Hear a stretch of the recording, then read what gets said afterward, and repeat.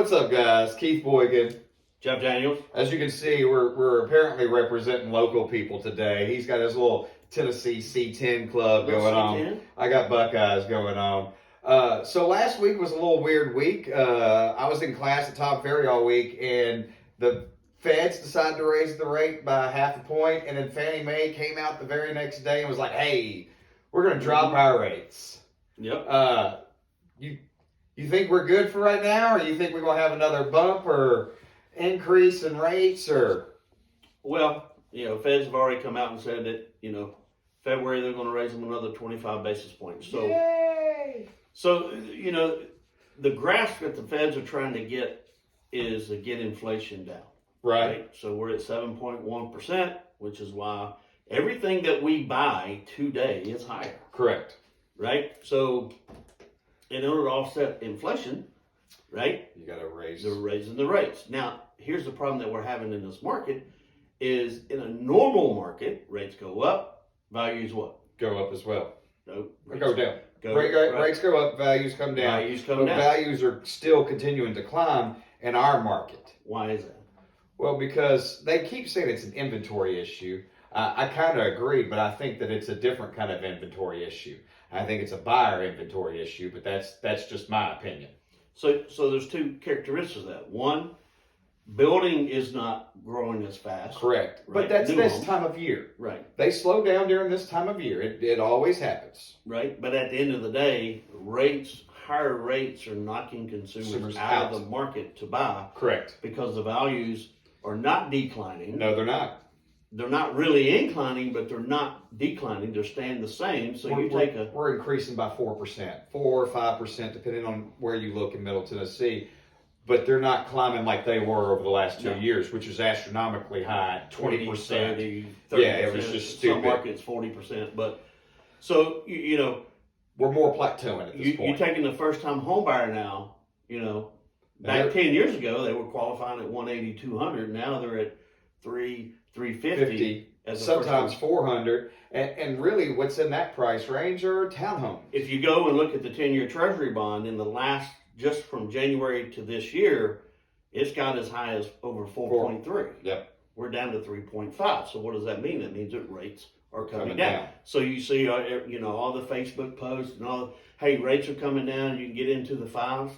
You very well could based on credit, but they're not getting as high as it was because, man, I looked at the rate sheet a month ago when it was at 4.3. They were in the 8s. That doesn't surprise me. So this was looking at a $450,000 loan at 7% interest rate. That's a $3,000 principal and interest payment. Correct. That ain't talking taxes, insurance, and mortgage insurance, depending on what loan program you choose. So every 0.25%, which means it could be closer to $4,000 a month. Right.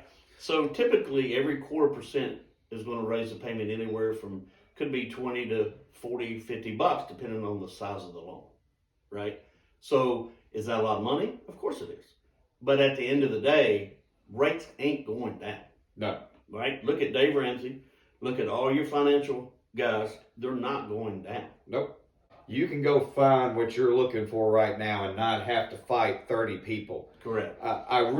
If anybody knows the scene in Anchorman where all the other news people came up, that's what 2021's real estate market was really like. Just replay that in your head. I know you're all laughing and chuckling, but brick killed a man. Yeah. Brick killed a man, right? If you're a buyer, right, whether you're first time, you're looking to upgrade to go to a bigger home, whatever the case is, you're now feeding into a buyer's market. Correct. So that means that sellers are more apt to pay closing costs or buy a rate down. Yeah, I mean, I got a good buddy that called me last night and said, "Hey, I just got a cash offer on a $600,000 deal, right? And said I want to close in 2 weeks." We ain't seen that in a minute. In a minute. I'd like to see that. And he's freaking out. Any of y'all that can do that, call me. Yeah. I know that people are freaking out because it's 6.5, 6 3/4, somewhere in there. It really depends on your credit score. And really, throughout most of 2000s, that's where we've been, is in the 6% interest rate area. We came out of the high teens in like 81, 82. We came out of double digits in like 92, and we've been in single digits ever since then. That's pretty much where our interest rate stays at. I know that we got spoiled for a few years. Anything below 5, the bank's not really making any money off of it. And I know that's pain for people to understand that, but the bank, to lend out money, has to also make money. And so for all that wonderful things to keep happening, we need to be at a 6% interest rate. I know it sucks, and home prices, again, continue to go up. They're not coming down either. At some point, you just have to figure out which one's more important. Do I want to keep renting and throw my money away, or do I want to buy something that I can afford so that I can continue to build? That just because you get a house today doesn't mean you're there in 3 years. Right. Or it doesn't even mean that you're in the same interest rate. You can refinance in 2 years, and if it's a lower interest rate, again, every 0.25% you go down, it saves you almost $50. So think about it. If you can drop a whole percent, you should bring your payment down $200 a month. Absolutely. So, higher, the rates are a little higher, yes, makes your payment a little higher, but at the end of the day, the mortgage industry is a cycle, right? Correct. So every 2 to 3 years, you have a refi cycle boom, right?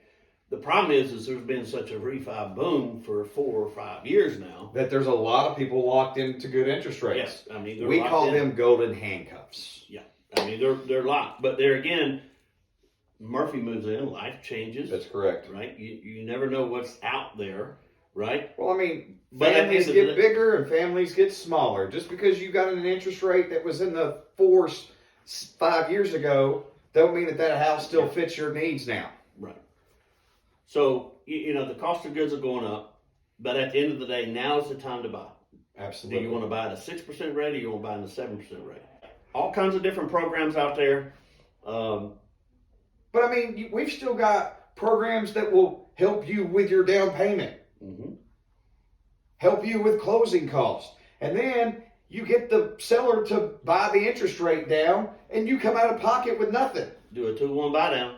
Have the seller pay the points to get your rate maybe a quarter, half lower, and get that house payment. There are still ways to get you in a house now. Financing ain't going away. No. Right. So plenty of money to lend. You just got to figure out where your payment is all right at. Yeah, we got to figure out what program best fits and suits you, and then we got to focus on the main objective here. Higher rates mean you got to get on a budget. That's right. What's that? Get on a budget. A budget? A budget? What is a budget? I don't know. Maybe we need to talk about that. Yeah. I don't like them. My wife really, really loves them. Yeah. I don't know. A budget is it's if you ever want to succeed. It almost sounds like a buyer's class kind of thing. Yeah, we could put one together. I mean, teach you how to do a budget. If you're interested in it, just let us know. Ping us, like it. Yeah. We'd love to share our knowledge of 29 years in the mortgage business. Love to help. 20 years? I've been around this for all of my life, but started appraising in 2002. Gosh dang. All right. I think that's it for the day. What do you think? That's it. No.